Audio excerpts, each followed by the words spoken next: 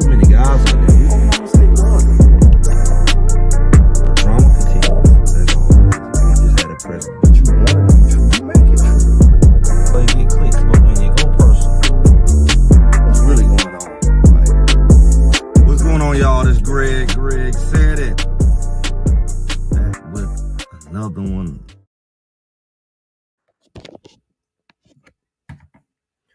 What's going on, y'all? What's going on? With Greg said it live. Like I said, back where I'm supposed to be. Where y'all? Where you at? Where you at? I know Travis Hunter's playing right now with Time Stafford. He's playing Cincinnati right now.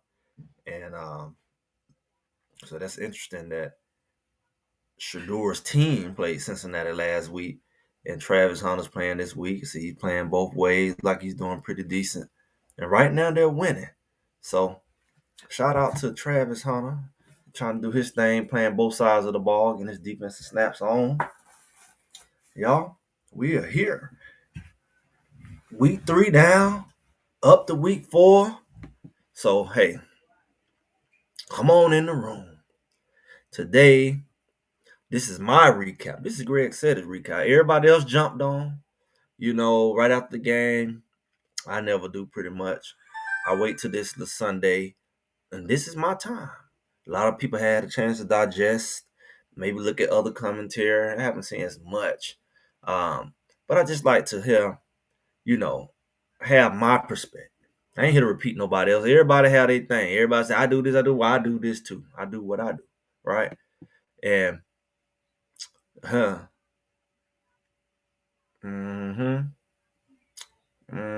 okay. He hip, was it Landon, hip for the gospel. Let me see what I can do, guys. See, you got that CU in the background. What game you went to? Host Prime was clean house. Ooh, that sounds good, Tara. That sounds like something. Let me tell you, man. Let me take my time. Landon, let me take my time. For you who here, and for you who gonna be here, days, weeks, months, years later. This Colorado game here, like a lot of people say, this thing hit different. It hit different. It should hit different because you got to think about the fact that Houston, like I said, and I stand on it, not for pride's sake, Houston, they weren't a bad team, but they wasn't a world beat. They wasn't good. Even at the point where Colorado could have took over the game when he was only down by 6 and they had a chance to take the lead and they gave the ball back to Houston and let them score. See, Houston kicked at least 5 field goals. Even when they was beating Colorado, it was because of field goals. Colorado could have cut the lead down just by scoring, which they did. By field goals. Absolutely. All right. So when you think about it, Colorado was in the game, and Houston won all that. They weren't scoring on them, or it would have been 50-something. They weren't that kind of team. But Colorado, that kind of team, don't know how to tackle. Okay. LeJonte's still scoring. That's good to hear. Yeah, linebackers can't read. We're going to get into all that. Team has no leaders. I mean, look here, man. For y'all, I don't know who all been here since Coach Prime. I mean, some of y'all seen Coach Prime at Jackson State. And some people have, been with him since he came to Colorado. Some people came after that, right? I started doing content. Yeah, that is deep. Zero field goal attempt. I started doing content that first year. I said, I'm going to go ahead and start fresh when they, go to Boulder. I kind of wanted to start, but I finally got to start that summer, right? This team feels eerily like the first-year team. The difference between the first-year team and this team really should have way more talent, but they play the same, which is weird. They play the same, which we'll get into reasons why, because we're going to be all the way honest about this thing. We'll get into reasons why they play the same. But this team got more talent. You can't say you didn't get a chance to recruit like the first year. The big thing the other team had was Shador. That team had a 4-8 record when it all ended. And even the refs still needed to cheat them. They had piss poor blocking, penalties, which I don't feel it was all their fault. I feel like they were set up, right? And they still was in most games by a touchdown or less. They only lost 2 games by more than a touchdown. That was Oregon, as we know, and Washington State with Cam Ward. Bo Nix and Cam Ward, 2 top quarterbacks. They both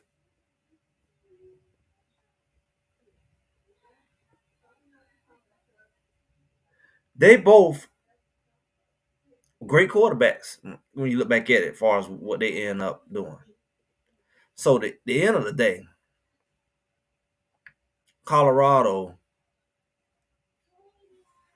that loss to Houston is different because that wasn't that kind of team or that kind of quarterback. It makes no sense, like Coach Prime said. It makes no sense at all to lose to a team like that. Because even when they lost before, they were close games, and they really should have won a lot of them, and they still was a quote unquote bad team. But they had Shador. And that kind of looks like, and maybe even explain where they are right now with this quarterback crisis. See, Coach Prime never had that. You say he always coached his son. Well, he ain't never had to have that concern, and that's been a great help to him. With Jackson State, he didn't have to figure out who's quarterback. Colorado, he hasn't had to figure out who's quarterback to now. So maybe you can try to say, well, maybe he don't know how to play with no other quarterback, or he didn't develop no other quarterback. Maybe you can say that because you got to think about it. They didn't really have no quarterback coach.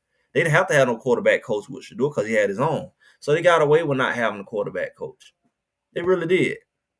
What's going on? Uh, I mean, I wouldn't be surprised, but it's like, I mean, how much of a rat? I guess the whole team was a rat, Allen.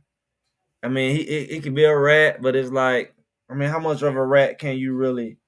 I don't know, man. I mean, the rat could be something invisible to your eyes, maybe that kind of rat, and that's a whole another doggone rabbit hole. But I think at the end of the day, Colorado got a big issue. They can't hide behind the quarterback of Shador, even though they dogged him out. They can't hide behind that.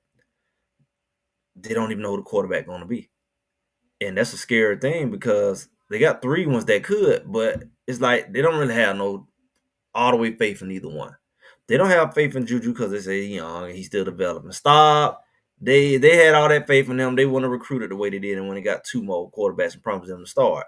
Salter, clearly there's something about him they don't trust as well. So the problem is they don't have a quarterback. And see, sometimes when you have a quarterback, you can say, okay, I can focus and build on around everything else around that quarterback. But you ain't even solidified there. So you definitely gonna be solidified in all the other areas. The problem is you got too many areas that's unsolidified. How do you build a team? Colorado don't really have a team without that. So it's a scary place. They can change quarterbacks every time they lose. And truthfully, it wouldn't even be because of the quarterback. They have so many issues. If they point at one, there's 5 other issues they can point at. See, it's not just the quarterback that's making them lose. Because the quarterback they couldn't convert, but you had receivers dropping balls. The line supposed to be so great, but they ain't getting no push. Running back running to a brick wall every play. I was watching Houston rush 3 people and they still sacking the quarterback. That remind me so much of the first year. Ain't scared. Ain't even last year. This line's supposed to be better, but they can't even. They can't even get past. We're gonna run the ball. We're gonna run the ball. We're gonna do this. We're gonna do that. We're gonna be more physical. In the line, and they blocking like they passing. They not pushing them off the ball. They can't get a 1 yard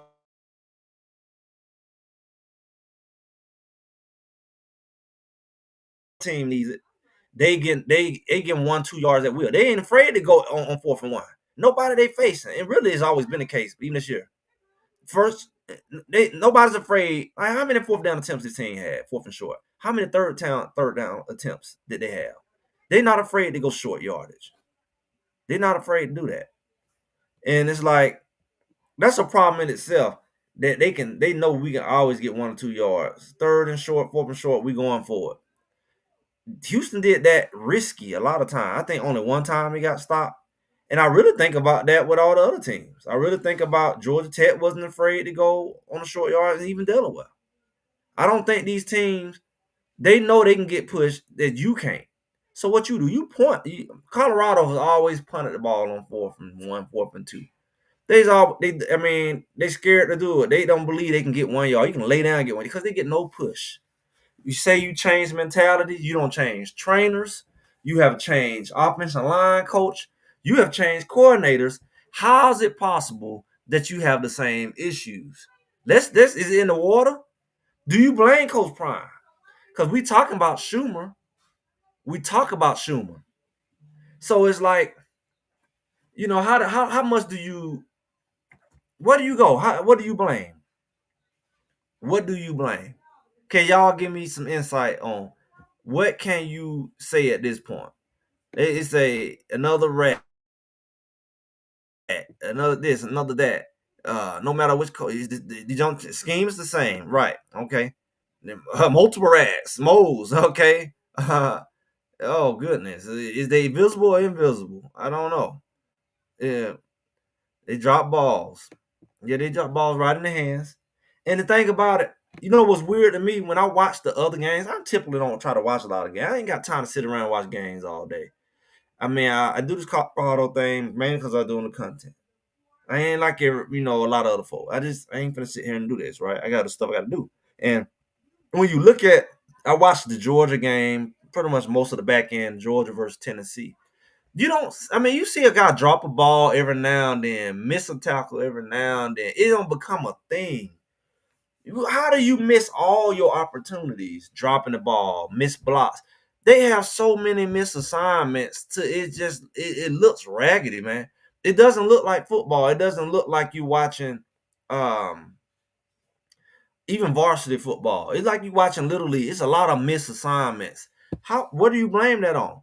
These same kids recruited by everybody else, unless you saying they the bench riders for everybody else, and maybe that's the case because the level of competency, like you got when you watch a championship team, like in any sport at any level, any profession, the people who are really good at what they do, they don't make a lot of mistakes. You try to catch them in mistakes, but they don't make a lot of mistakes. Colorado makes a lot of mistakes to be like, I still almost won. For example, they say Georgia Tech beat Clemson and Salter almost won. Well, that's the problem. He almost won when he should have won. Colorado played a sloppy game and they should have won. So almost is no good when you keep playing sloppy games and keep almost winning.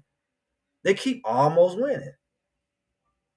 That's a bad thing to be involved with. Let me tell you, Clemson, I don't know how good they are. And I told y'all, Georgia Tech is really not that good, but they're a solid team. And they don't have a hard schedule. Most of those good teams in the ACC, Georgia Tech would not play. They just played one of them and beat them. I told you all, Georgia Tech can easily go 10-2 just off their schedule alone if they just beat the game they're supposed to beat. Because they don't play nobody. They don't play, I don't think they'll play Florida State. I don't even think they play SMU. I don't think they play a lot of teams. So when you think about it, Georgia Tech has a favorable schedule to walk right to the ACC championship. And if they schedule and if their record is good enough, might put them, if they get the rankings they need, they might better walk themselves right into the championship. I mean, right to the playoff. And that's just the God honest truth. That's the God honest truth. So looking at that, what's that say about Colorado? It don't say a whole lot at this point. Because no matter how many Georgia Tech games it will, if they had to beat Houston, you can say, "Oh, we only lost to Georgia Tech." But when you look at the fact that they lost to other teams, and the schedule ain't getting no easier. I mean, I don't know what happened to Wyoming. What happened with Wyoming? Let me see. Somebody sent me a link. Um,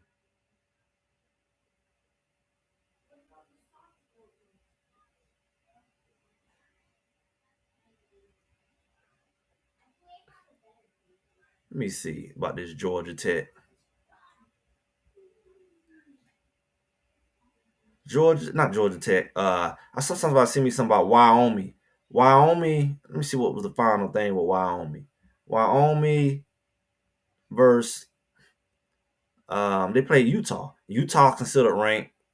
Utah ended up thumping them. Okay, but it was a close game at first.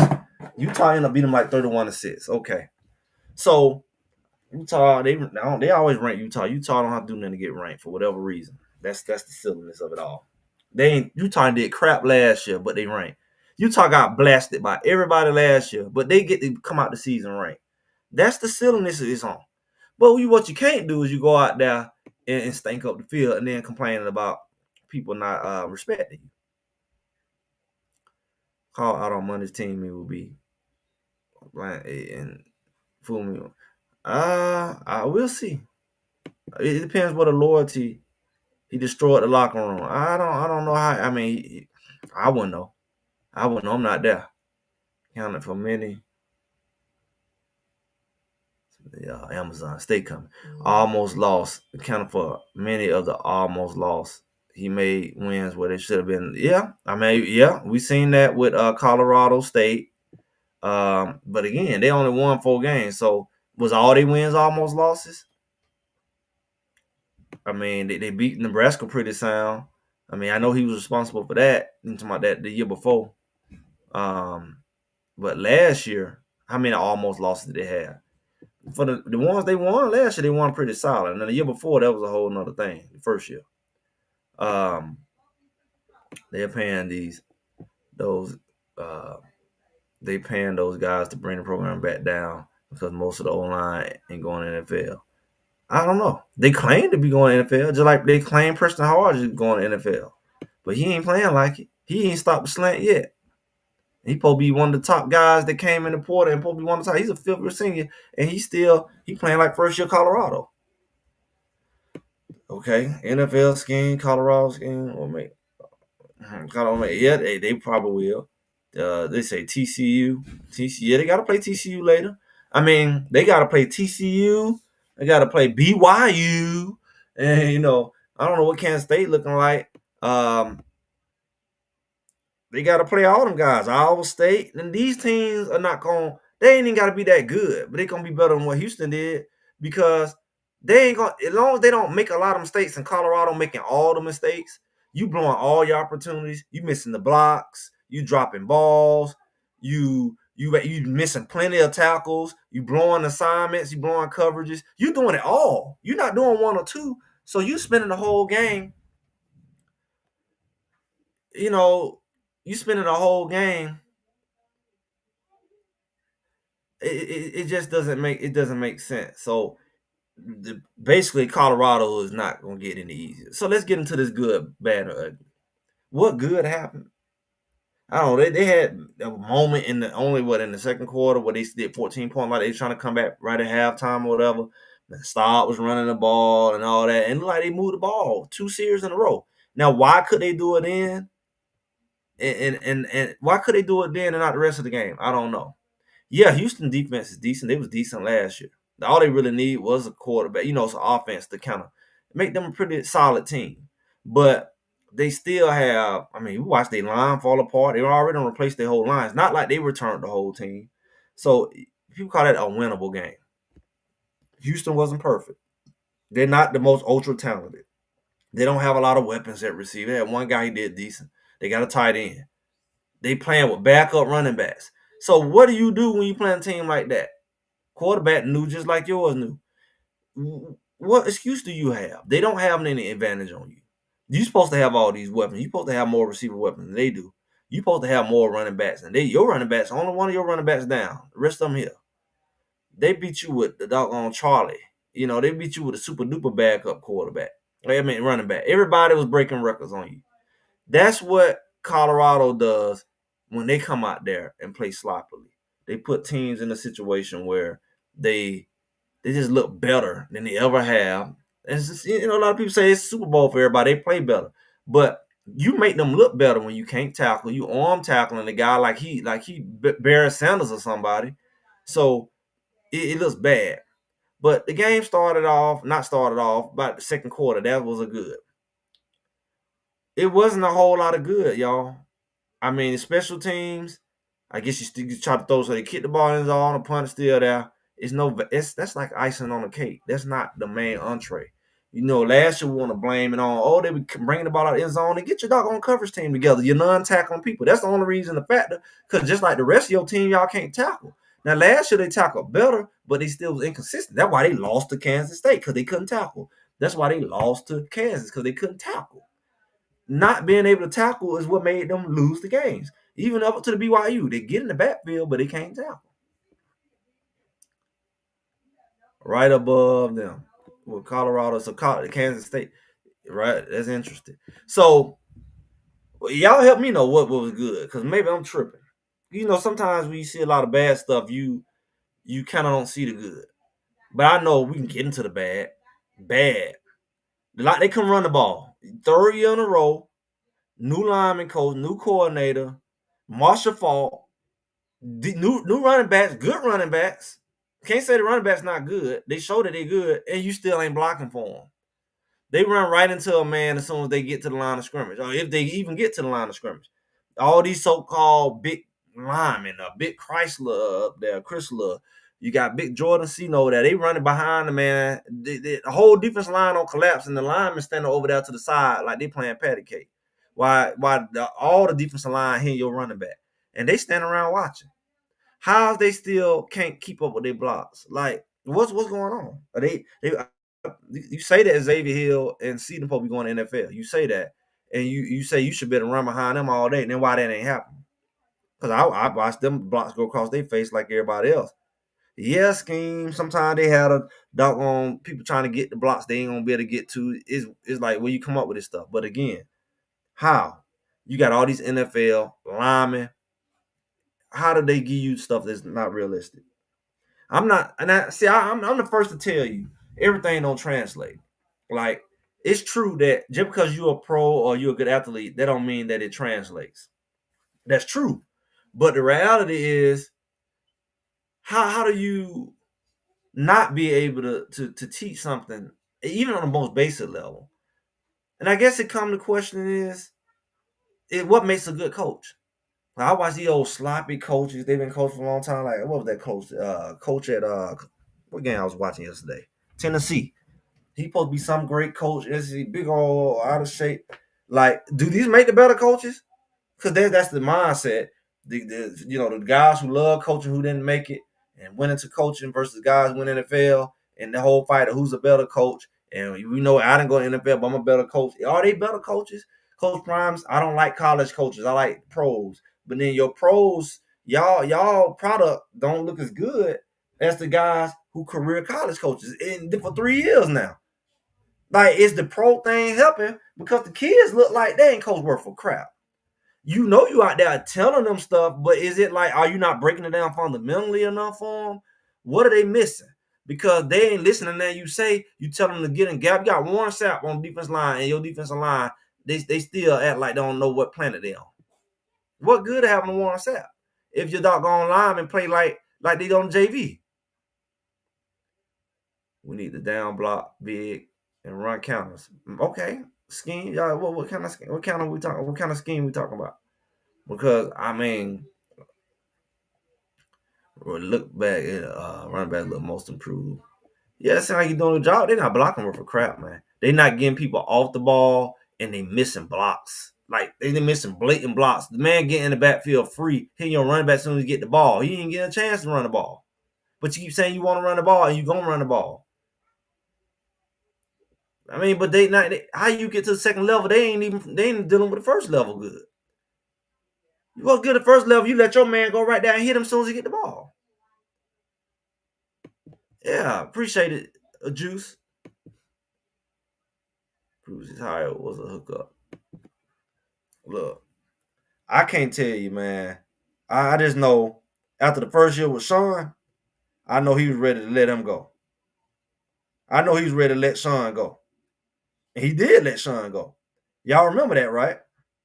So, how do we get past the fact that Schumer's been here a year and a half, going on 2 at this point, as a coordinator? Because he kind of took over towards the end of the first year. He did a whole year last year.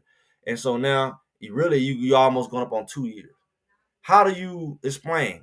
Okay, something going on because you got rid of Son Lewis, and somehow throwing the ball sideways. How do you do the same thing with a different coordinator?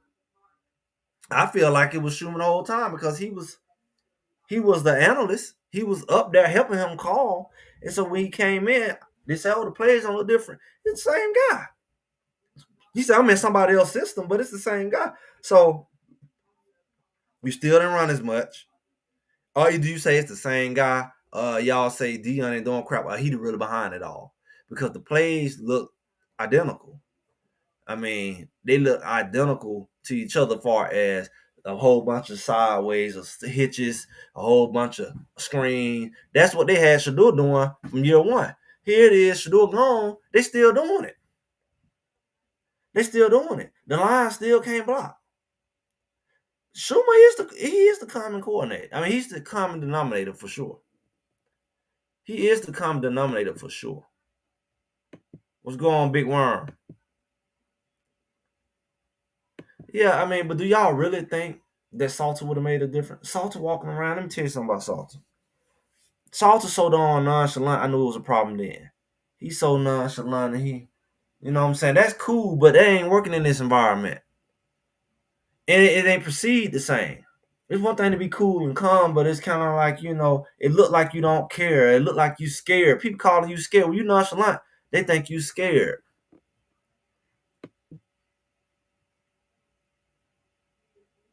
I mean, the pass offense is not the same, as Trinity.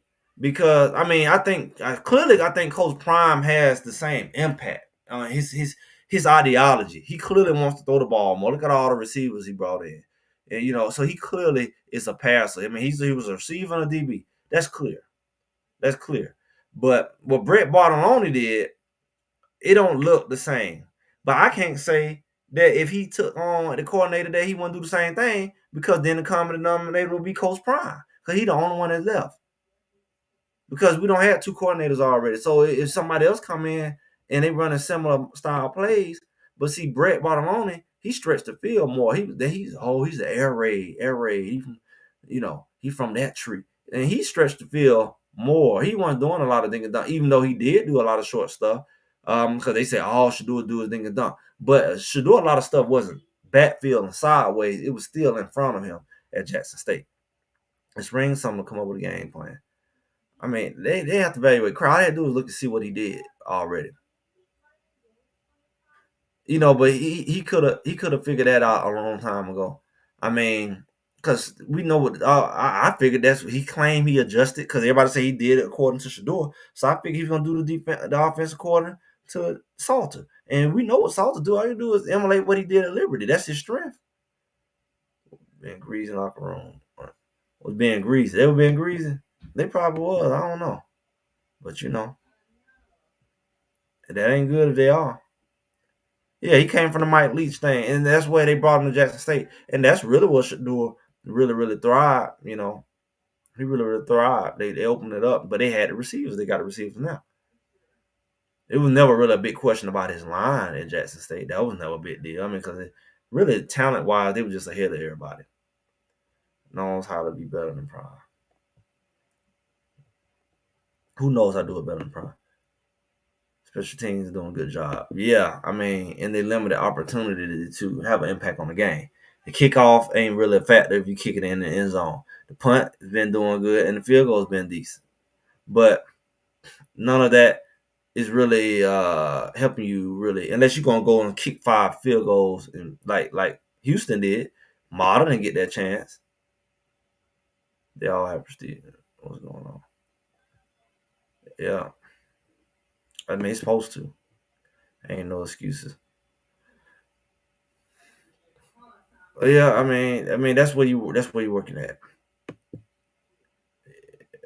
Well, Coach Prime don't run air raid. He don't run air raid. But back to the bad.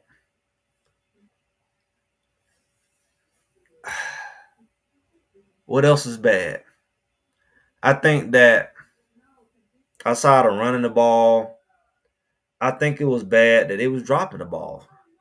When he did throw it, he dropped the ball. They were dropping balls, especially on key um, downs, third and long, whatever. You drop the ball. I mean, even if you got it down to 4th and 1, like I saw Mario Miller drop a ball, uh, Joseph Williams drop a ball. All of them is dropping these balls in these key moments, but I didn't really see that with other teams. So that's a problem, because You got to make the play to move the change. Just like they players made the play. It ain't your time to drop a ball. So had good old boy language. I was at the game behind the sideline. What you mean, good old boy language? What you mean, good old boy language? What that mean? Oh, you did us wrong. Now look at you. What is good old boy language? You gotta watch this up. People listen to him like that. Need to call Thurman and learn how to run a 4-3. You better do something. You better get third linebacker back there. But nah, he want to line everybody up on the line. They sold a lemon. I don't know what they sold, man. Oh, he sold a better team from the beginning, and well, clearly because the NFL thing, because it's the coach, it ain't translating to the kids. It ain't really translating to the kids. Ready to close and all. Yeah, it ain't translating like okay, bad. They dropped the ball. Bad. We still got issues with uh alignment where these big lanes are opening up. It's really borderline ugly. We still got linebackers who just on the snap of the ball. I've seen it for 3 straight years, 3 sets of linebackers. Somebody teaching these fools, and they got to be hard. I'm sorry, because if you ain't stopping it, you allowing it, or you think that miss cute. There's no way in the world. As soon as the ball height, a linebacker should just take off running somewhere unless he blitzing. And why you keep blitzing is the fools keep getting stopped at the line. And now how they blocking everybody? You got all them linemen down there, then you blitzing, and none of y'all get to the quarterback. They just dump the ball. So I'm watching linebackers take off running before they even look at the ball. They go, just run there, the ball ain't even there. Let's take off running. They don't know if it's run or pass, they take off running. But what is the college game? Because I get it's college game, but what about football? See, football is football, man. Like, football is football at every level. The fundamentals of football. I ain't talking about the rules, like college got different rules. And I ain't talking about that's the college game, the hash marks, stuff like that. Like, that's different. That's different. I'm talking about the fundamentals of tackling, the fundamentals of your position. A linebacker has no business being a linebacker, and you always on the line. So every time the ball snap, either you lining up on the line and stand there. You never going to position the defense. You're not trying to trick the offensive line. You never dropping back in the coverage. You always line up and coming and don't get home. Or you always, in your position, 5 yards off the ball, and end up in the line. You end up in the line. How do you end up in the line and you can't see nothing? You in the line with the line. How are you a linebacker? Fool, you a lineman, call yourself a lineman. You a tackle, a nose guard, call yourself that. You ain't a linebacker if you always down there with the line. You never back in the line like your name. It's simple, basic English. Linebacker. How do you back somebody when you beside them? You a line sider, not a linebacker. It's ridiculous. Yeah, it's Pop Warner style. Yeah, I mean everybody at that place. And let me get it straight. 36 minutes. We saw them take the whole third quarter. How do you figure that? Look, this ain't about them losing. See, this difference between last year, like everybody nutted up when they lost to Nebraska. Oh, they lost to Nebraska. It ain't about you losing. So you gotta have some brains, some common sense, something to know the difference. It's not about it's how you lose, but it's also like the stuff you struggling with, you shouldn't be struggling with, or the stuff you're struggling with that you shouldn't really be. You really shouldn't be in a position where you keep seeing it. If that makes sense. Certain stuff you shouldn't be able to just keep saying over and over again. Some stuff you should grow from. Linebackers not reading for 3 years, even though you snuck up and had a decent year last year, but it's still that's what beat you, honestly. Your tackling beat you, and your linebacker play ultimately is what the games you lost is what got you. It was no second level. Whether it was the coordinator line, everybody 10 people up on the line and can't get home, and the running back still bust through. Because once you make it through the first level, ain't nobody at the second level. Then you depend on the secondary. They come up, and you mad when they don't make the tackle. But you got spoiled when you had Kip, Silman, Craig, and even Shiloh to come up and make plays. Cause I mean, how does Shiloh lead in tackles? He's safety, and that ain't cute. That means everything was getting his level. That means you didn't have no linebackers. Cause really, your linebacker should be leading the tackles. Really, your defensive linemen are playing selfless football. Selfless football, meaning they're willing to maintain their gap, so it'd be limited rush lanes, or they willing to hold up linemen so they don't get to the second level, so your linebacker can be clear. Selfless football. Your linebacker is cleanup. Everything else is not covered. Yeah, that's your gap. Fool, that's your gap. You fluent. The ball is flowing this way, it's flowing this way. You got to flow. You don't say, oh, the ball can go over there, but it's my gap. Hey, these so-called football experts keep talking about that's your gap. That may be where you align at. That may be where you line up at from an accountability standpoint. But if the ball go this way, linebackers are shuffling. They're scraping down the line. He don't stay in it and say, this is my gap. I don't care what happens over there. The ball cut back. I'm just going to stay like a dummy in my gap. You don't have a gap.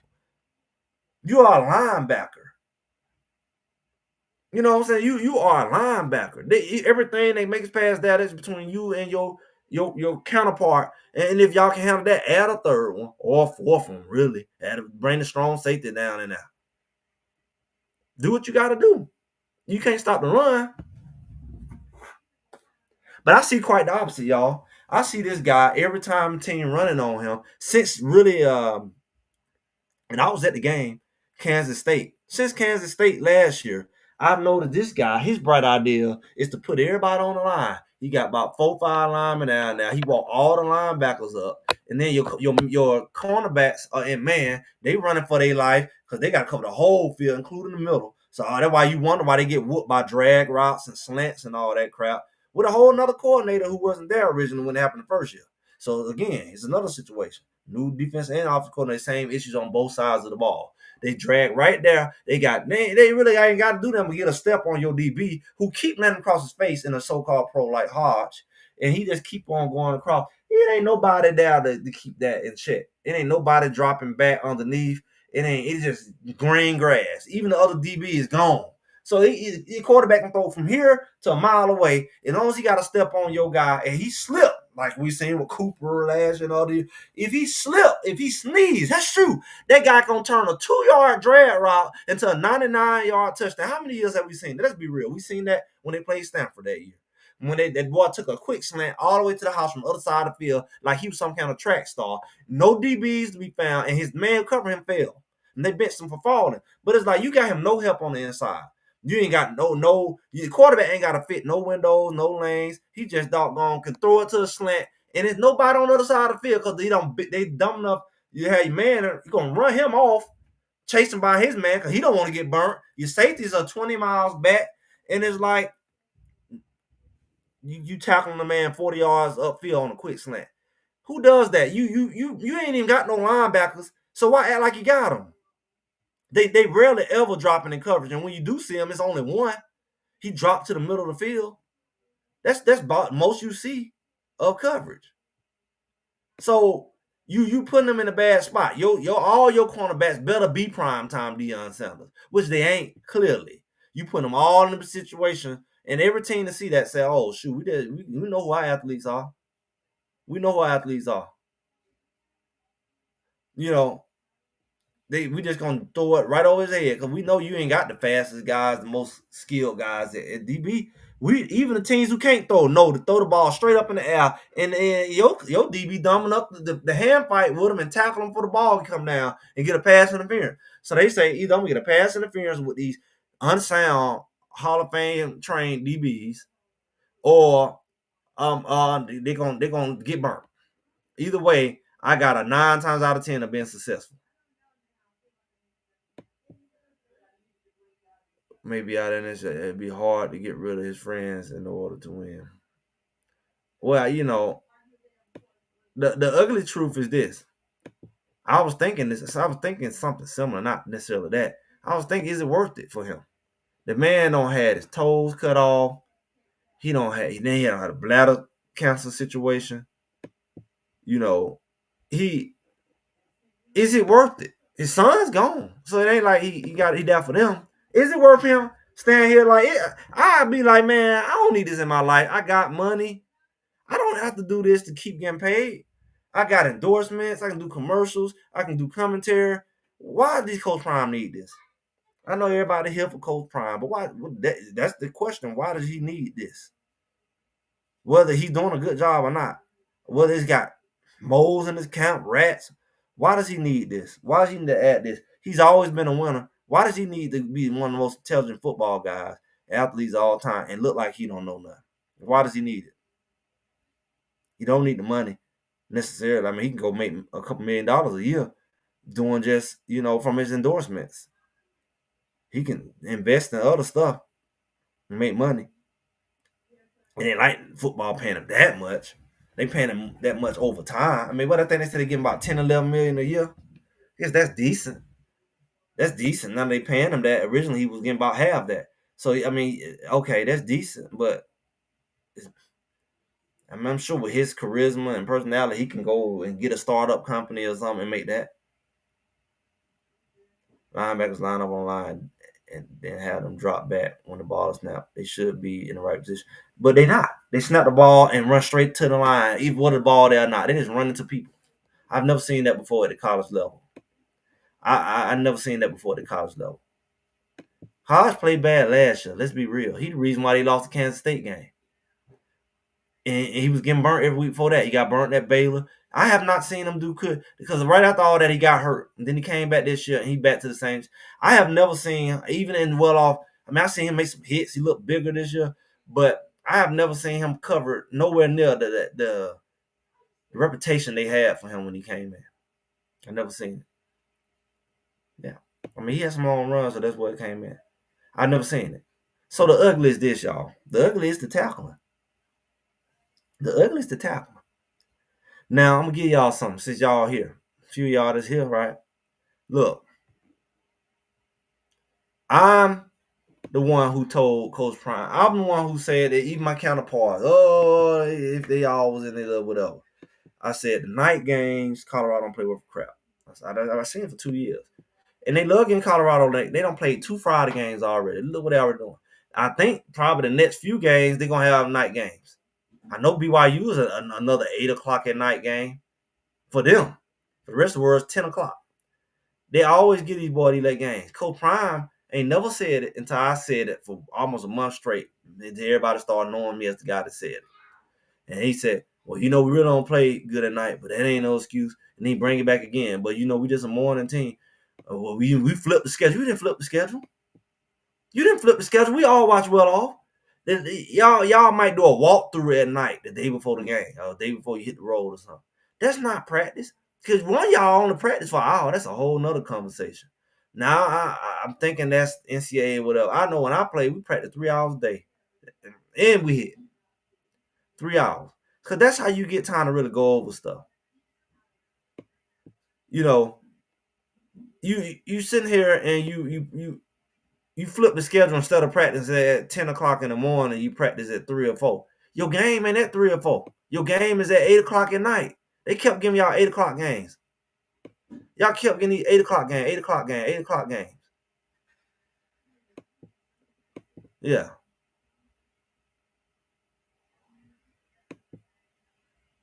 Yeah, it's a lot going on. Next 2 games at night. So if you let's look at this. How does Colorado every year play at night?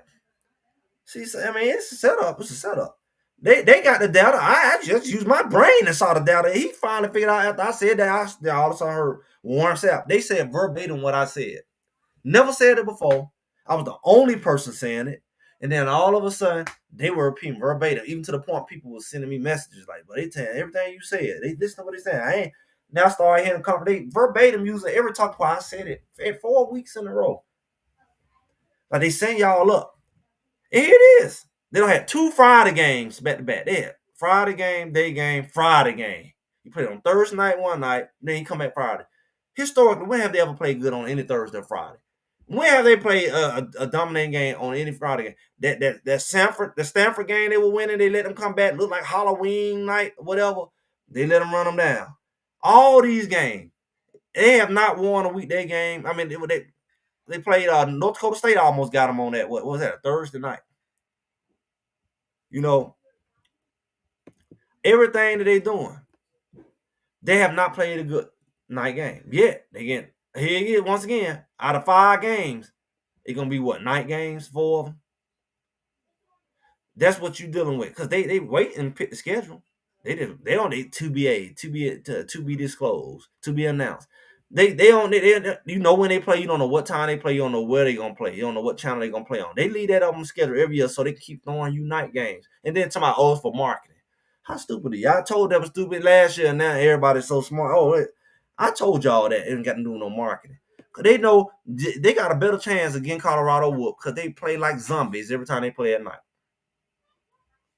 Something they historically since Prime been there, they better games have been played in the day. Not all of them, but significantly more better day games than night.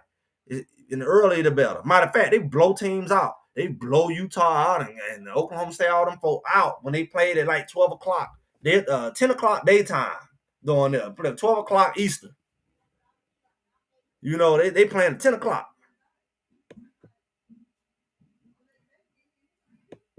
Yeah, after the season. I mean, easily, man. It's not worth the stress, man. It's really not. It's really not. And they want him out. You know what I'm saying? Just like they want his sons out of the NFL. They want Shallow out. Look what they did. They don't even want to put him on the practice squad. So now he's not good enough to get drafted. He's not good enough to be on the practice squad. He worked so hard. The people love him. And ain't nobody want him. They didn't want his brother. He went from the best quarterback to the worst quarterback, and nobody want him. The team he with don't even want to let him practice. They'll go get a scrub nobody out of nowhere and replace him. And he been out all doggone for months. And they go get somebody of another team out the grocery store line and put him in before they put him in. These folks ain't want to mess with him like that. So it's like on one end, yeah, you fight because you know what they doing to you. But on the other end, you look like you ain't got to deal with this crap. You ain't broke. They don't want you. They don't want you. They showing what they do. They too busy trying to clip you up. I don't know about the Cavassier Smoke now. Cavassier Smoke ain't never starred and nothing like that. He's just a special team. Now Timmons is the new Cavassier Smoke. Terrell Timmons may be Cavassier Smoke. Let's get it right. Yeah, the stress ain't worth it, man. But that tackling, y'all, that JV tackling, folks, with your arms and not the shoulder pads in your helmet, that running through fire, you look like Little League, reaching with your arms, running through lineman arms, running through linebacker arms, because you've been training people to tag off. You've been training them to tag off. So just like I was the one that told them about the night games, I was the one that told, look, and y'all know this. I don't want to hear that about y'all don't hear that practice. Thud up. Where do you learn how to tackle? What do you remember how to tackle? Do you wait till the game? Like, this is how you tackle. You ain't tackle the whole spring, the whole summer, and then you ain't gonna tackle during. I can see you saying I don't want to tackle during the season because you already got enough wear and tear on the body. But boy, you be getting in during summer. They got time to recover from an injury. Tackling ain't breaking nobody's neck. That ain't gonna put nobody out. Tackling.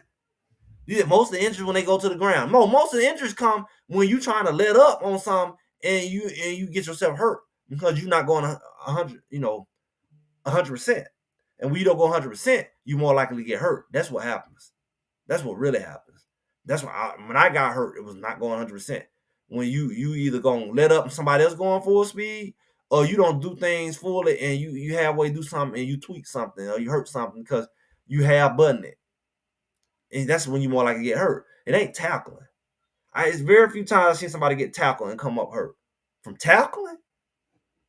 Now, if somebody gonna hit you in the back while you in the air or something like that, yeah, you protect people from that. But your team don't know how to tackle because you made sure they don't. It for 3 years in a row. And then you'll come up with this great idea in the middle of the season. Oh, we hitting today. Man, you ain't hit for 4-5 months.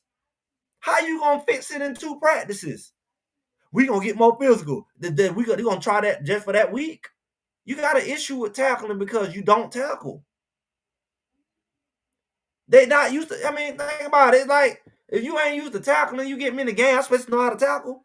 They scared, but they don't forgot what tackling feel like. They've been bumping into each other. That's a whole different That's a whole different thing than running to somebody with their shoulder and like, yeah, I hit you, and tackle somebody. They legs moving, they in the weight room just like you, and you perfect the skill, the art of tackling them and taking them to the ground, whether by yourself or as a team. How do you get a chance to work on that and develop that if you scared to do it because you want nobody to get hurt? But then you get in the game and everybody arm tackling, and you've been doing, and then when you keep talking about, oh, we ain't doing this, man, you ain't did it all. So be for real, man. Yeah, I've been saying this jump for a long time. And I'm the same person talking about this tackling, man. Y'all ain't tackling, man. I ain't never seen that crap before. All the years I played, we did tackle drills every practice. Whether it don't matter at what speed you got, that's a skill. That's a basic fundamental skill, man. Tackling is a fundamental skill in football. It's fundamentals. Know your position, your assignment. You what you out there for? You can't do that. Tackling. And on the offensive side, catching the ball and running the ball. I mean, and throwing the ball. Those are fundamentals. Now, they're going to do that crap every day. They're going to line up for the game, run their routes. That's a fundamental of their position. Yeah, I'm a linebacker. What's the fundamental of my position? It's reading and tackling. Y'all should do that the whole freaking practice. You clearly ain't teaching your linebackers how to read because they ain't read in 3 years. And they don't have how many sets of linebackers come through there with the same coach. You clearly ain't teaching them how to read because they all doing the same darn crap. Sit hut, take off running at the ball. And they ain't even running at the ball. They just running at a hole. And then the ball be all the way on the other side of the field. And I say, where's the backside linebacker? Because the linebacker on the front side, he gonna get sealed. Or he gonna spill. He gonna try to plug it. But where's his help? His help on the other side of the ball in the hole that the ball ain't at. How stupid is that? How stupid is that? Your linebacker, that backside linebacker is supposed to be scraping. So when that other linebacker seal it and it cut back to him. It's either he gonna seal it and they're gonna try to bounce it out to a DB who but supposed to be out there, who don't be out there, who don't know how to stay and contain, or he gonna cut back to the inside. The problem is, dumb Colorado, they cut back to the inside, there ain't nobody there. Hopefully the safety come down and make the tackle, and you expect him to make a tackle in open field and run back. He get ran through, and you're like, Ben can't, or he may be tackled. Your safety shouldn't be coming down to make the tackle. The backside linebacker over there dilly-dallying in somewhere he don't even supposed to be in. He over there dilly-dallying. Yeah, but the thing about it is, Shiloh led in tackles. So you can say what you want about Shiloh. If he didn't know how to tackle, how did he lead in tackles? Did he ever tell him wrap up? Whether he wrapped up or not, John Lynch ain't never wrap up either. See, a safety, they catch you slipping. They blowing the boom on you. He ain't mean you in the hole like a linebacker. A linebacker the one who 5 yards away got to wrap up. The safety gonna come down and take your legs out, or he gonna catch you with your back turn. He ain't in the same situation that, but you got him in open field. Yeah, he gotta wrap up now because the guy got 20 yards this way, 20 yards that way, and then with green grass, he got to come down and try to wrap up. He got full head of steam. And the linebacker, I mean the tight end, really the safety got to come down and be the linebacker at that point. But he 20 pounds lighter, 30 pounds lighter. Why should that be fair? Why should he have to come down and do the linebacker's job, which is read and fill a hole?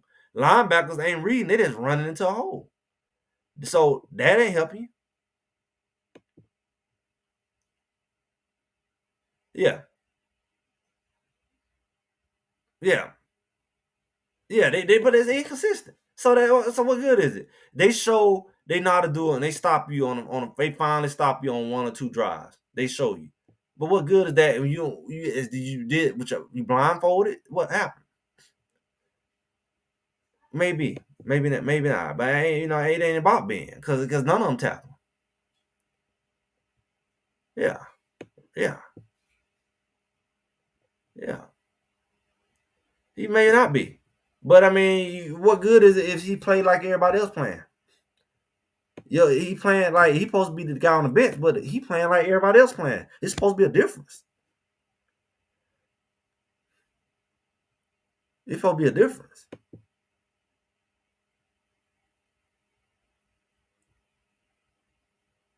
The networks choosing the schedule, man. And athletic director don't tell the networks when the school. The networks are choosing. They're the TV. They're paying you. They're telling you what time you gonna play. They leaving up to the networks. Some networks, you leaving up them. Whoever pushing that is making the call. But how do you see the pattern in 3 years? That's the pattern.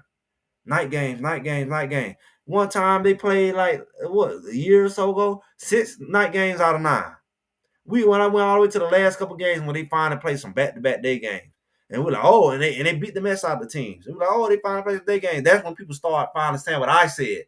Because at that point it was ridiculous. We was like 6, 7 games in, and only like 1 or 2 of them was day games. And we could see when they played those day games in Arizona, they played better. When they played in Central Florida, they had rain delays and all that, storm delay. They played better. And we saw the pattern. Even back to the year before, I saw the pattern. Not no we. I saw the pattern. People tried to argue with me, but I saw the pattern since Prime at the school. Yeah, that's cute, but I mean, hey, that's cute. That's all cute, man. About who gonna let go and not gonna let go. But one thing for sure, we see the pattern. We see the pattern. Nobody, we're not dumb enough not to see that pattern. You know, it. I don't know what kind of teaching that is. I've never seen that level of teaching, even at a younger level. Hart was you gave me a linebacker. Hart was the a head coach and a coordinator, man. I think he was he was a head coach. He was head coaching at the school when Coach Prime was coaching. He should probably do better at high school level. But I mean, as a linebacker coach, hey man, I can go out there. I ain't come on, man. Just off of what I know. Like, look, it ain't that deep, man. Know your assignment, straight and play together. Play together.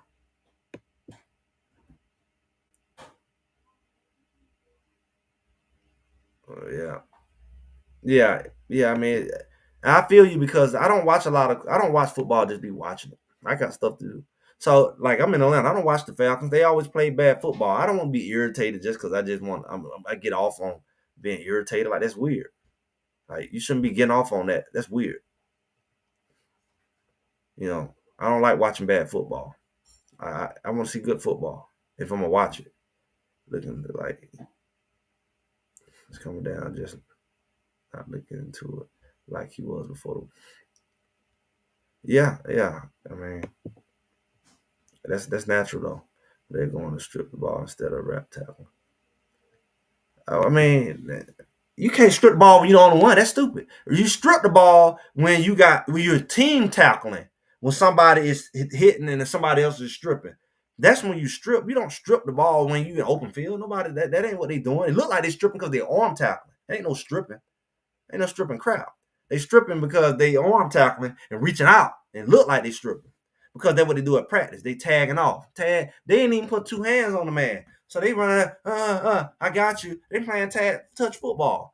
But they ain't even putting 2 hands on them. So that's why in the game, I already said, oh, they ain't finna do worth of crap. I'm watching y'all tag off at practice. And man, really running past you, reaching all the way out. That wouldn't be no tackle. You ain't even close enough to make no tackle. You swinging at him, and that's a touchdown. That's not a tackle. That's what you're saying in the game. Them tagging off at practice is not getting them a true, realistic expectation of what they're gonna be doing in the game. Because they say, "Oh, I tagged him," but you wouldn't have tackled him. He would have ran through that arm tackle.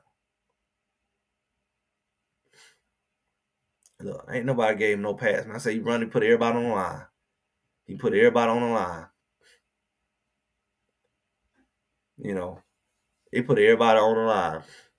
And that is not acceptable because you got no second level to help with pass, play action. You ain't no backside pursuit, no support. Your defense ain't good enough. Nobody good enough. Ain't nobody else running a defense that look like punt team. That's what Livingston been running since last year at Kansas State game. He lined up his defense like a punt team. He put everybody on the line. He got 2 corners and somebody back deep. That's how he playing his offense, a defense. I just put that together. Tell me I'm lying. He put everybody on the line. Ain't even trying to make it look like nothing else. Ain't nobody gonna drop in the coverage. I thought that's when positionless defense. Everybody line up, two or three guys drop. You don't know who gonna drop, where they gonna drop. Throw the defense off because then the line offense off because then they don't know who coming and they don't know how to read. And they don't know how to audible because you audible and they drop back pick. You think I'm running a slant? He dropped right back underneath. They ain't trying to disguise nothing. They're not trying to disguise nothing. So with that, we got so many games left, right? And the losing spirit is out. The community is falling apart. They questioning because people conflicted about the coordinators. You got content creators beefing, bumping heads. Then the losing spirit make chaos, and it's all centered around people frustrated and irritated with not just what's going on now, but what really been going on and what they gonna do about it because they got an emotional connection and they believe. Some people put their head out there, their neck out there, but some people believe, hey, this gonna be a winning team. This is a better team. They play like a team. There's more depth, but they're not playing like a team. Defense certainly don't play like a team. They're not playing like they care about their teammates, like blocking for them, playing together as a team, as a unit. They're not doing that. They're not doing it. So the team part is out. The better part is out because your talent ain't showing, especially at the quarterback room. You ain't really replaced your quarterback. So, is it a hootie doody? Maybe it is. I wouldn't be surprised. They got enough Wiccans and stuff out there who want to take Coach Prime down, shoot stuff at him. That's the world we live in. People put spells on political figures, and then y'all be silly enough to hate them and say you some kind of Christian or something, and be siding with witches, and be dumb enough not to know it's witches. Really, you don't know. I don't even know it. That's how you know you under a spell. And that's why it's hard for some people to support Coach Prime because you say Coach Prime getting dogged out, and you ain't even smart enough to know that you on the same side as the people who dogging him out. You got it twisted. Your brain tell you that the people who are against Coach Prime are actually the ones for him. That's how dumb y'all. Hope it ain't you. Because the type of system Coach Prime is going against, you ain't even smart enough to know that you are part of that system. See, so yeah, the hootie doody might be part of it. It's certain powers that be might be part of it. The problem is you may be more aligned with those systems that's doing it because you racist. Or you gonna call somebody racist, but you racist. But this is bigger than race. Hootie doody ain't got nothing to do with skin color. It got to do with a lot of things that come out that man's mouth. That man open his mouth and say stuff, and y'all can focus on black, and he don't even talk about black every second. That ain't even what he talking about. He ain't, you know what I'm saying? That ain't what he on. He about peace, unity, and your silly behind about talking that dumb stuff. And then but you for him. You can't be for him when you against him. You ain't with what he stand for. So you need to pick a side because them witches gonna tear his behind up with your silly behind on his side. See, y'all made me get into some other stuff. I don't care. It's one of them days. You can't help Coach Prime with there's a mole, this. If it's an invisible force involved, because clearly your butt can't see it, he can't see it, but we sure feel the effects of it. If it's that type of party, then you need to treat it as such and quit being dumb. Treat it as such. If you can't help, shut up, move out the way. Because that's what he up against, if that is the case, which it is, but it ain't, but you don't know no better, so shut up. Because it's bigger than sports. See, sometimes people get made an example out of in front of the public eye, in front of the world. The world get to see stuff. We seeing people get all killed and people celebrating like some fools. Yeah, you're a fool. You celebrate because it's somebody to celebrate your demise and your family, and then you gonna be a victim. That's the world we live in. That's what's been happening to Coach Prime for years. You dumb enough to say I'm with Coach Prime, but you watch somebody else get did the same way, and because the skin color or something different, or you brainwash, you want to fight about it. You want to laugh, but you can't. But when they do it to Coach Prime, what is it then? What is it? They've been lying on Coach Prime for so long, but you're okay with him because he's black. But y'all don't make me get into some stuff, but I don't care. Bye. Greg said it. That's what it is. My name, I said it. Because that's what it is. It's big. It's a big thing. It's a lot of conspiracies crossing all over. We can't put our finger on this stuff. We can't figure out how he don't have 3 coordinators, 2 coordinators, 2 defense coordinators, 2 offense coordinator, transfer portal here, transfer portal there. His son was here, his son gone. His son came, his son gone. All the excuses you don't have, and the same result still exists. And all he can say is, Father, I thank you.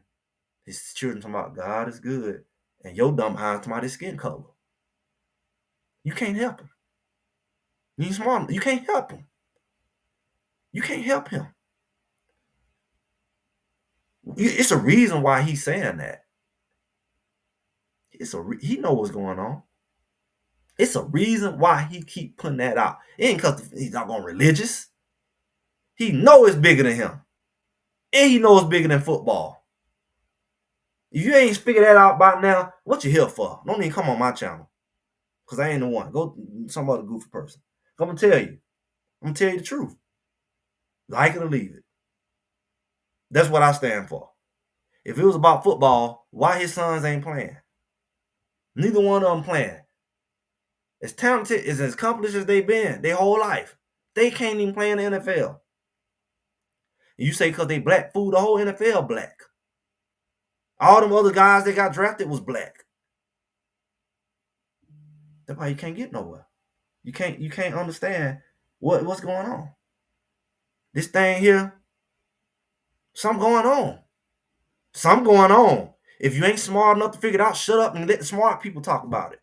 And watch. Maybe you'll learn something. But it's bigger than football. It makes no sense why you got all these Hall of Famers on together.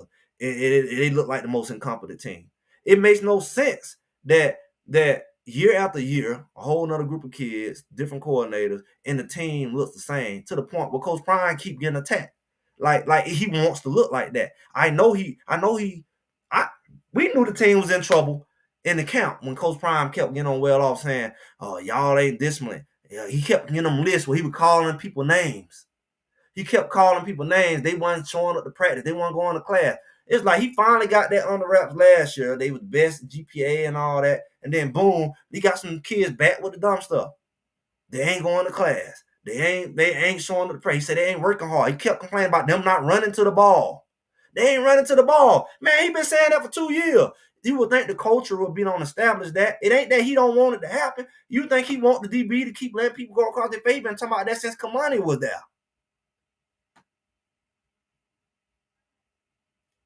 You know, you got people, as great as he is, Mathis, all these people in the DB.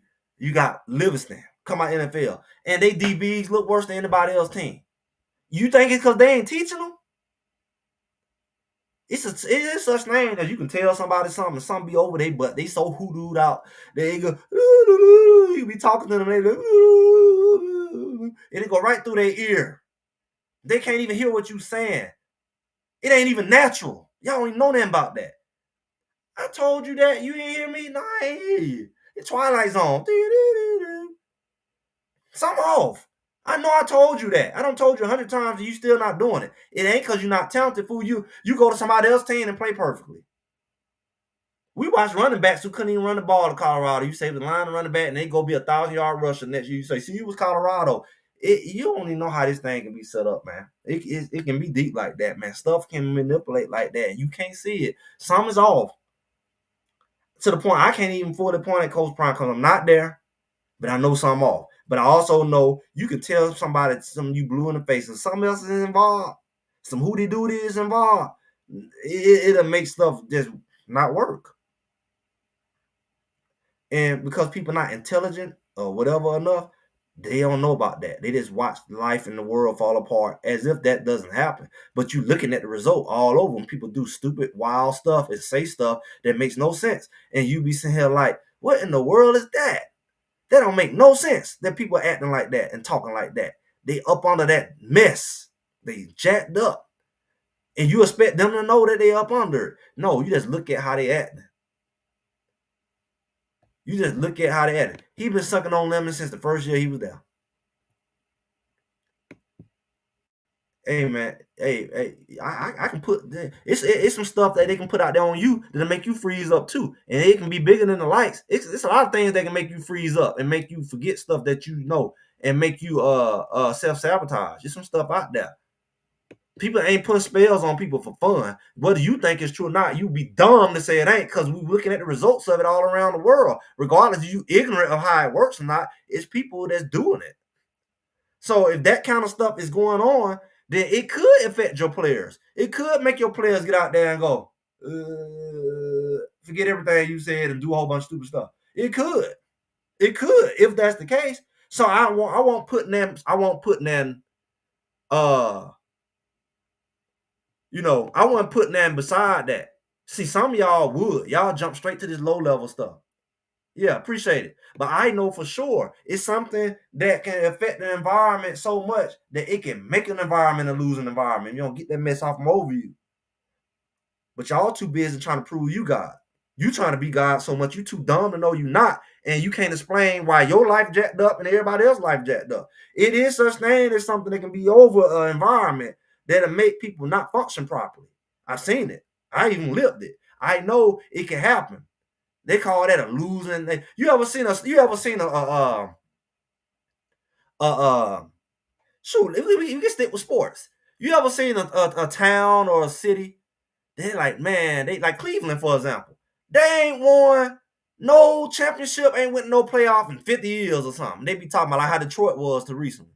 They ain't went to no playoff, they ain't won no nothing. How in the world does that happen? And then you go to another city and they got players change like draws. They change every other year. New quarterbacks don't came and gone. They ain't got to have the same quarterback for 20 years like a Brady. And they can go to the NFC Championship every year. They can go to Super Bowl every other year like Chiefs. And yeah, some rigging going on. I don't care what y'all say. That's part of it too.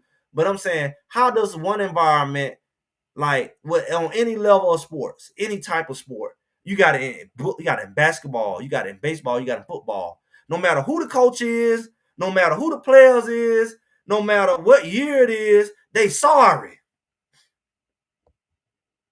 What's your excuse for that? They say change the coach, get a new coach, they still lose.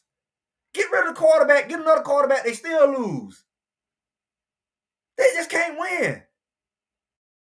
The fans is just miserable. They don't all fell into it. Especially they just angry and they still there. They can't even leave the fools alone. They just there watching their team lose every year. Cleveland, a prime example. But you got it in every sport.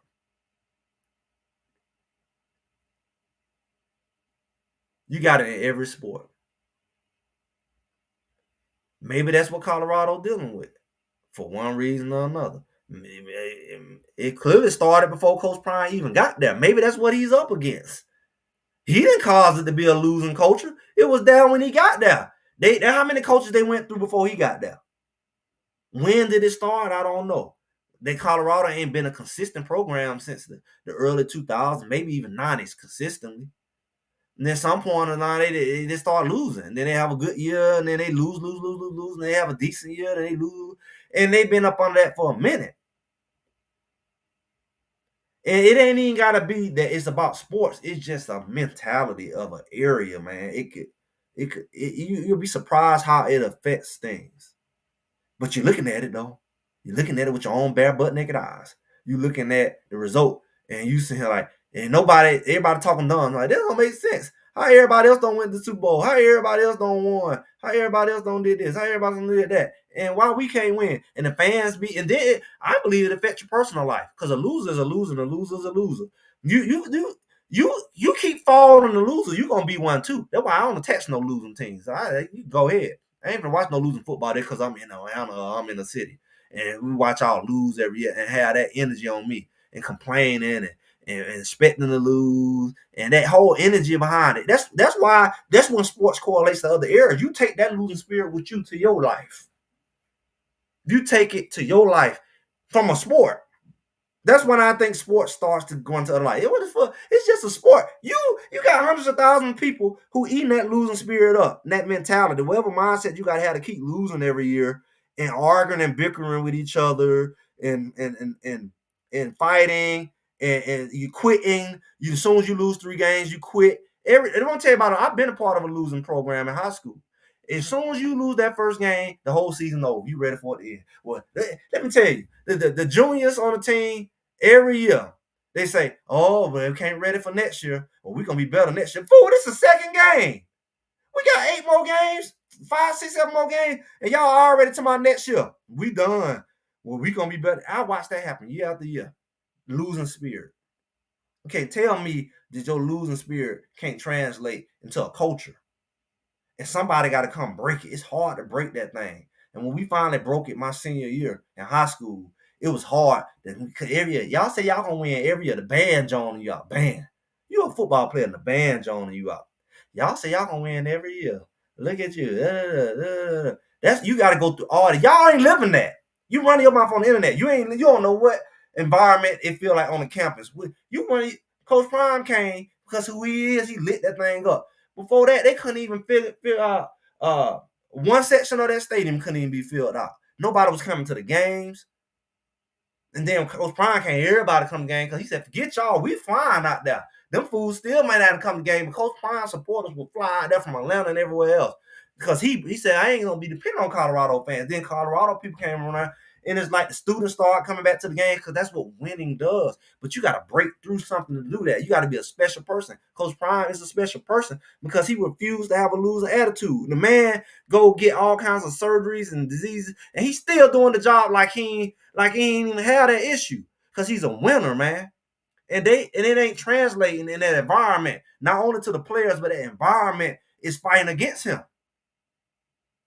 He's a winner, period. He's not just a winner. He's a winner over disease. He's a winner over fighting cancer. He's a winner over his leg cramping up. He could have retired. Oh, he could have got scared. Like, man, cut this thing off. Let me get back to my job. That's a winner. That's why he was successful in sports. Not the other way around. He's a winner. See, winning translates to sports. Sports don't make you a winner. Your mindset make you a winner. He's trying to get these kids a mindset in an environment that was already messed up. They fighting against an environment that they walk into, and some people can resist it and some people can't. I think that's what's going on more than anything. We can talk about the Rats and the Schumers. Man, we can watch Schumer be garbage, and Schumer can go to another team, and we can be like, I knew he was a rat. Look how well he's doing there, because he's not in this environment no more. They fighting against an atmosphere, man. Yeah. I mean, it's NFL production. It's a program. And don't think it ain't at the college level, too.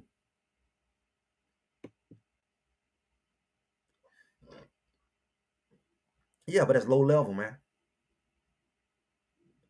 Because you talking about African Americans, that's low level. Because what do you explain about the people who can take it? What's your excuse? See, some people, you're gonna build an argument around some people. That's true. But that ain't the big picture. Because what about the people who can take instructions from them and still failing? What do you blame that on? See, your whole case fall apart. So some people may have an issue with race, but what is your explanation for the other portion of people who's performing just as bad and they're not racist? You can't lump it on everybody. The environment, the issue that they're facing, is bigger than just race. That's just one drop in the bucket. That's just one ingredient in the gumbo. Of course, racism, everything supposed to be there. Jealousism supposed to be there. Hatesism, depressionism, every kind of ism supposed to be there.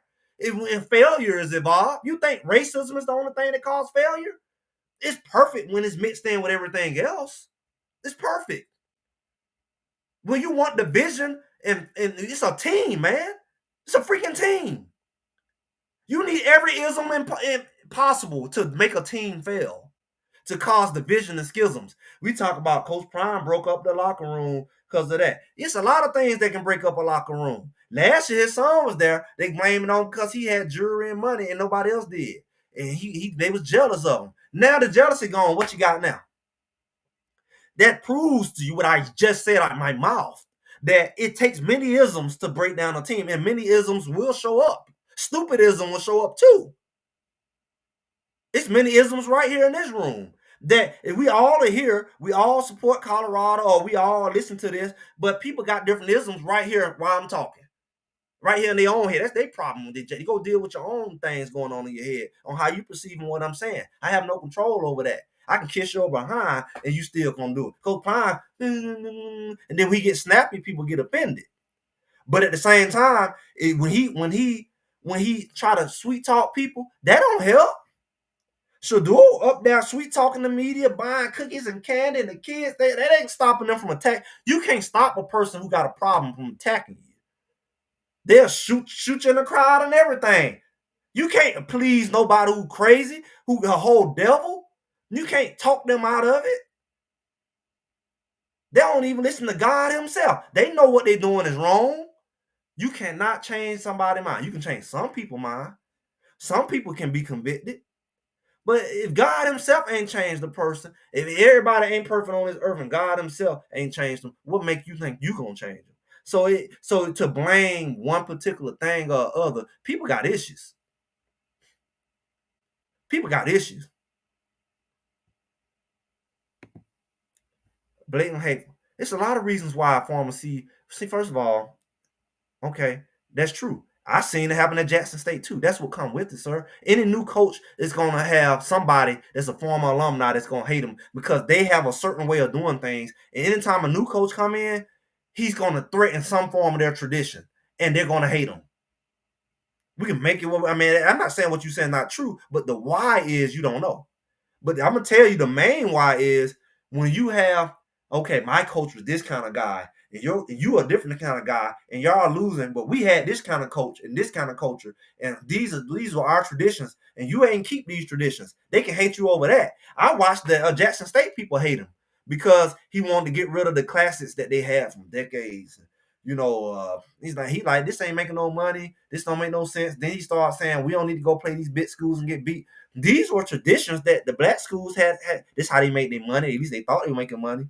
And he was challenging it. And these are classes that the alumni have been going to since they was babies and before they even got there. So, of course, it's going to rub people the wrong way when you as a new coach come in with your own ideas and say, this is what I want to do versus what y'all did. And then the former players say, hey, we like our traditions. Of course, they're going to not like you. It ain't no coach that come in that don't have alumni not like them for one reason or another. It ain't gonna necessarily be all of them. You can't say it's all of them right now, but some of them do. It may be 50-50, maybe 60-40, maybe 70. Some more may like the coach, the next coach, the other ones may like them more. It depends on people's preferences. The problem is people got preferences and they think that they preferences is more important than everybody else's, right? So people got biases, people got brainwashing, people got cultural differences, and they prefer what they do over everybody else, and they prefer their mentality over everybody else. And when people don't agree, especially in 2025, they want to kill them or assassinate their character or blackball them or censor them like they God. Everybody want to play God. That's called what it is. Go back to what I said. Man, you think you God. You think you God. You think you get to decide and place judgment on somebody. Y'all don't got me inspiration, motivation already. You're not God. People got different whatever. You ain't got to agree with them. The problem with Coach Prime is he opinionated dude. He got ideas and strategies, and he rubbed everybody the wrong way, no matter what color they are. And you'll be a fool to tell me that because I followed him from Jackson State too. It ain't damn bit of white over there. And he was running into bumping heads with them too. Matter of fact, in a, from a ratio, because it's a smaller school, but if you look at percentage, they probably hated them more than the Colorado people. I know personally. I know people who graduated from Jackson State. I was around them, old alumni, and how they talked about him like a dog. They didn't even want to support him in the Celebration Bowl, even if it was their team, because they didn't want him to win, especially when they found out he was leaving. Absolutely. They hated him, black people, because he was changing their traditions. People don't like you to challenge their traditions and their lifestyles. No matter how stupid it is, they don't like it. So anybody who rubs it the wrong way, they darn near want to kill him with their devilish behind. I almost feel like they was going to kill him there. I felt like, no, it's dangerous. Get up out of here. Because these people, he ain't got the security. They breaking into the cars. They break into his office every other week. He really not that. He's already a celebrity at a rinky-dink college. You know, he's humbled himself all the way down to that level. He really should be at a higher level because who he already is. He's just not a regular dude. And it's like, all it took was somebody, he had the protection he needed. All it took was somebody to be jealous of him about some stupid crap. And then then will be another black on black crime. Where your dumb racism come in? There ain't gonna be no racism.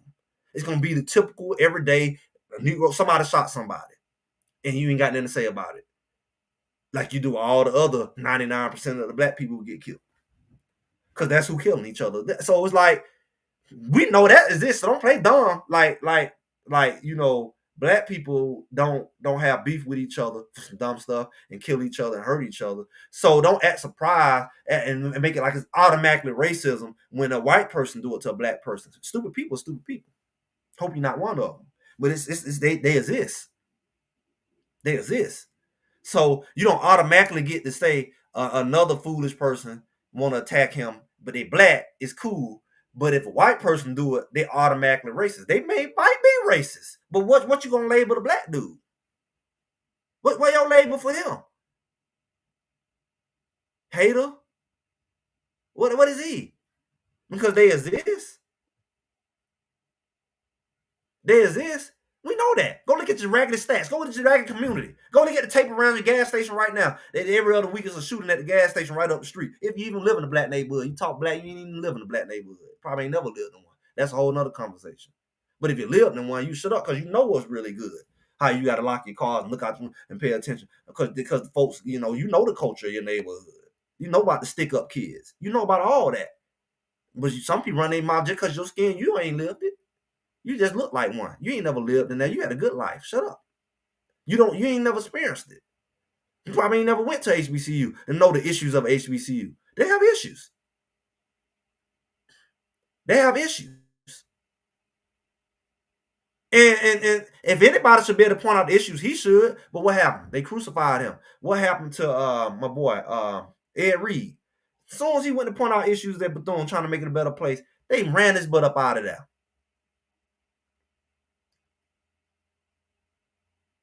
They ran him up out of here. He was there to help. Doing that working for free.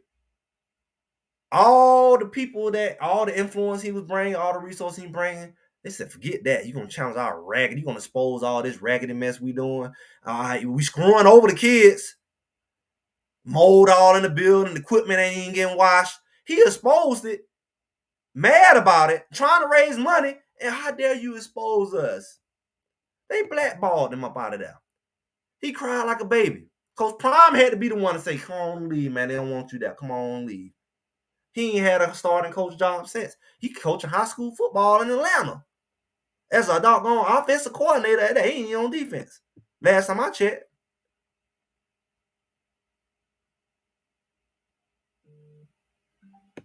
That's what happened. But this Ed Reed, one of the most successful black men in football, Hall of Famer. And they didn't even want to accept him because he didn't want to go along with the stupid mess they was doing. Now, if they was white, y'all was sure they was racist. So miss me with that crap. Miss me with that. Because you need to come up with a label for that. Because that was ridiculous. All the resources they threw away in the name of pride. They threw that man away in the name of pride. He wanted to be there. He was willing to do whatever it took to be there. And they threw him away because he hurt their pride. But then when you hurt a white person pride and they throw you away, oh, they're bigots, they're racist. Maybe they are, maybe you stupid. Maybe both. Maybe you both racist. But you don't automatically get to do that. They might be, but that's all you know. Come on, man. So we can't help these people till we really know what the real issue is. It may be that, but I guarantee you that ain't running the show. That's a low-level issue, man. Because most of the people hating on him, it ain't because of racism. Because when you start including his own people color in, now you can't even help because you don't limit it to race. Now you can't even figure out, well, what are all these other millions and thousands of people who look just like him, why they hate him? You can't do nothing about it. And that's why you can't do nothing about your neighborhood. Because you too busy looking at race. You can't even look at what's going on in your neighborhood because you got nothing for it. Because your brain too small to see a solution for that. Because all you see is race. But when your own race do it, you ain't got nothing to say. You ain't got nothing to do. You can't do nothing about it. Because your brain too small. Yeah, I said it. You limited.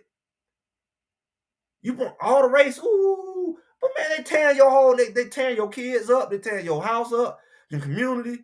Y'all can't do nothing. Y'all all got anxiety and depression, scared for your life to go out your own door. Can't even go to the grocery store. And you worry about some racism, but you ain't gonna even see a white person. You so doggone broke for one, you ain't live around them. But you see your people and you scared to go out the door. You can't drive a kill. Y'all name the cars. They take your car. It's kill. It's certain cars you can't even drive. Be dumb enough to buy it in the wrong neighborhood. You go in the gas station, come back, it's gone. That's your neighborhood. Sorry you ain't never experienced it, but you think you experienced it. That's your neighborhood. So it's other issues going on out here. Coach Prime got other issues. Them players that he got other issues. And clearly it's something going on because their mind ain't there and they ain't been there. Maybe I told them shut that music off. They did. Maybe it's that. I don't know because something ain't clicking. They not learning. They not retaining. They not comprehending what he's trying to, from a cultural standpoint, from a skill standpoint, from a strategy standpoint. They not maintaining it. They just like and get out there and do stupid stuff. And like these guys ain't been coaching them and make them look bad. I'll be the first one. Get rid of the coach. I don't know if it's the coach. It's looked like it's the coach. It could be the coach, but I ain't gonna be dumb enough to act like I know it's the coach because I know it's other stuff that can make you be like look bad. It's plenty of people failing in life and they work hard, but some is making them fail. It's making them stay blow. And hope they ain't dumb enough to only call it racism because what if it ain't? It's other factors that influences people's behavior and mentality. And if that's the case, then why people want to kill themselves? You answer that, genius. That's not a normal thought, but something that's makes certain people just want to do it. Some people never think that. Some people, that's all they think about. It's some other things that make people think and see things they shouldn't be thinking and seeing, y'all. I'm gonna end on that because y'all don't got me all the way in inspiration, motivation. Maybe I'll come back later. Maybe I'll continue because I can go all day on it. You say they celebrities and all that, man. That's cute. That may be true, but well off ain't what it used to be. And I guarantee you, Colorado person ain't nowhere near bigger as Oklahoma, Ohio State, and all the SEC. I guarantee you, them boys making more money. So how do you justify that? Outside of well off, and it ain't what it used to be because Travis them ain't there. So how do you explain always saying we ain't got enough money for the NIL? We ain't NIL. We for the NFL. Why does Colorado for years talk about how much money everybody else got and they don't have it? Then why they players ain't playing? If it's about the money, somebody just told me it was about the money. They about the check. Then why did all the teams with the big checks players ain't playing right? You know,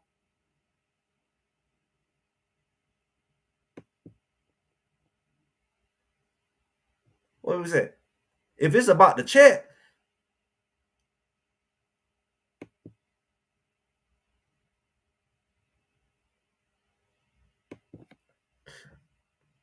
it's other schools that's in the championship every year because they say they got the check. They beat Colorado every year because they got the check. Why is Colorado players who ain't got the check more money minded than them?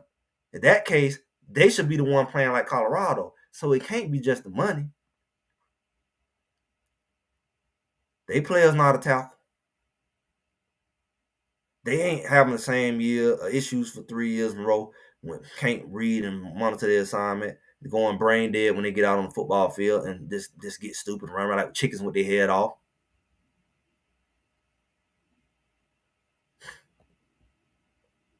I don't have to watch horror movies. I look at horror every day because I know what I'm looking at. You do too. You just don't see it as a horror movie. Same stuff they trying to show you in the horror movies, I can show you in real life. That's what they be imitating. It's called the spiritual realm. But most people can't get past religion to even know that. They too busy trying to be God and hate God. They ain't never see that. But what we looking at in Colorado is a horror movie. Honestly.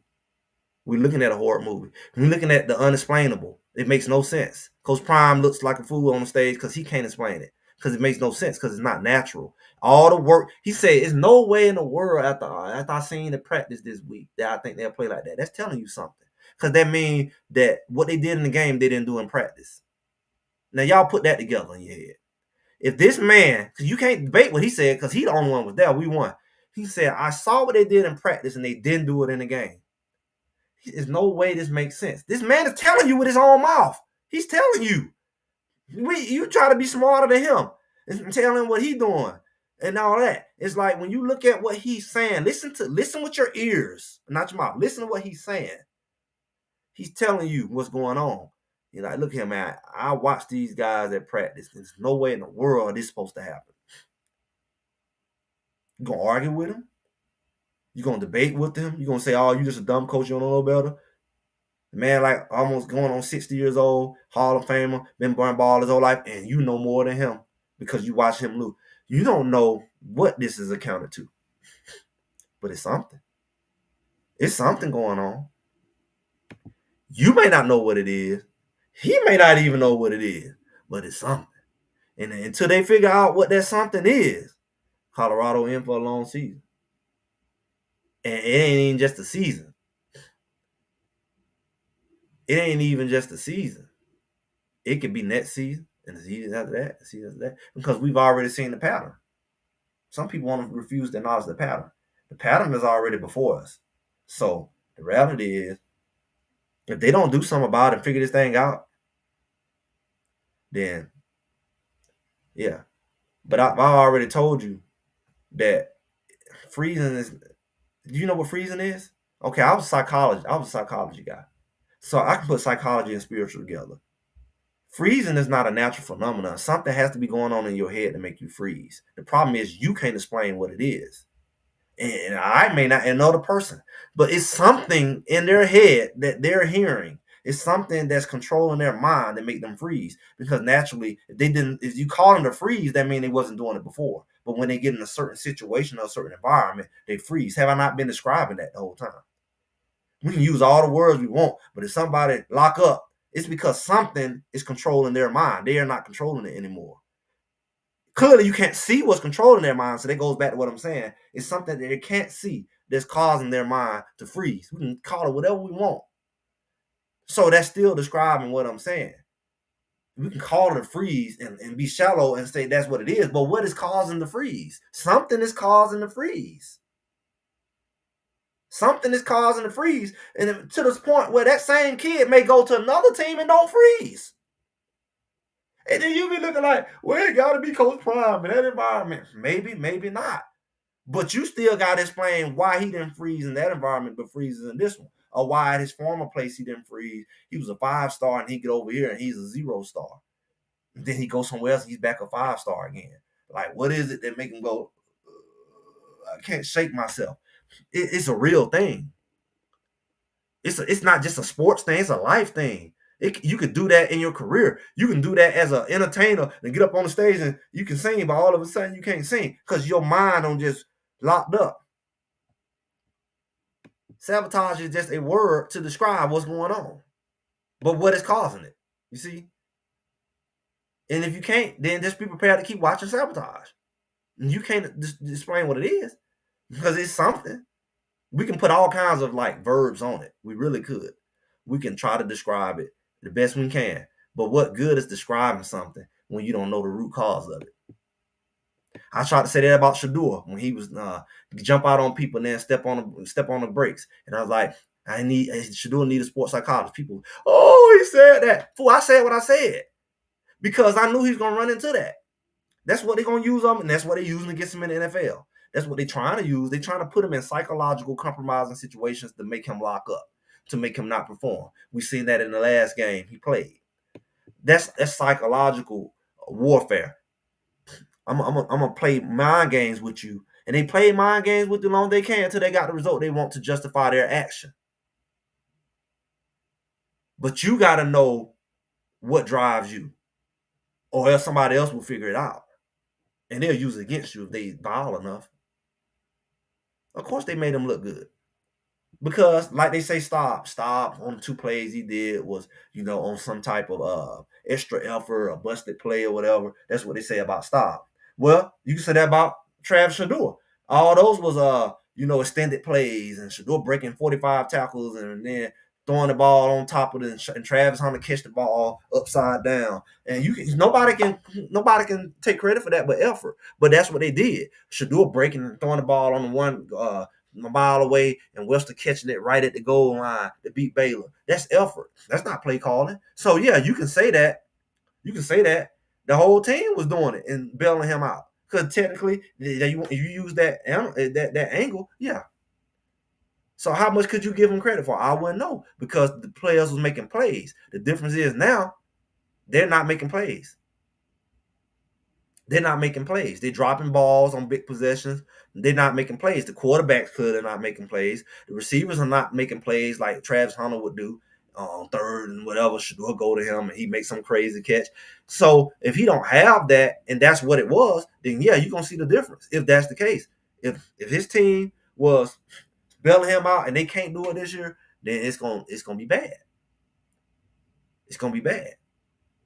But I'm gonna leave it at that, y'all. All day. Y'all make sure y'all like, share, subscribe. Y'all know y'all getting the real here. I want to know the real that's here. Only the real who can stop, who want to face the real. You ain't got to agree when you man or woman enough to listen to this conversation because you want to hear the real. That's why you're here. You can go do the fluff stuff everywhere else. Greg said it. Make sure y'all like, share, subscribe. That's what we do. That's what we go do clearly. That's the type of year we in. So y'all make sure y'all be back here. You know, yeah. He says effort. Yeah, but all sports is effort. Life is effort. You see what I'm saying? Starting your business and got to make these phone calls and do this and that. All that's effort. See, and that's what Coach Prime is trying to teach, effort. He's trying to teach effort. That's all he talks about is effort. Run to the ball, work hard, practice like you play. All that is about effort. So you just said what we all know. It's about effort. They're not putting forth the effort, so therefore they're not going to do it. He said, did you know that during first years they almost always, yeah, yeah. That's what that rigging part. That's what the referees was really working against them, because it was almost predictable. It was ugly, but at the same time, effort was there. Shador was effort. Travis was effort. Jimmy was effort. Weaver was effort. They knew if they didn't take them boys could win the game by themselves, and they did. That's what people don't want to understand. There was a big play waiting to happen. Anytime you put the ball in Shador's hand with the weapons he had, if they didn't throw them penalties and make it 1st and 23 or whatever, he'll take that ball right down the field. If they didn't let them receivers get held and Weaver jersey pulled all off, like they Bobby Boucher, Shepard last year, Kansas State, they would have lost. The referees knew effort was there. This year, you don't really see that going on. Effort ain't there. They ain't got to help out as much because the effort ain't there. They ain't threatened by nobody on that field, but they got to throw a crazy flag just to put them in a bad situation because the effort not there. Yeah. But y'all, I'm going to go ahead and go. Y'all make sure y'all like, subscribe. Have a good one. I'll be talking to y'all soon.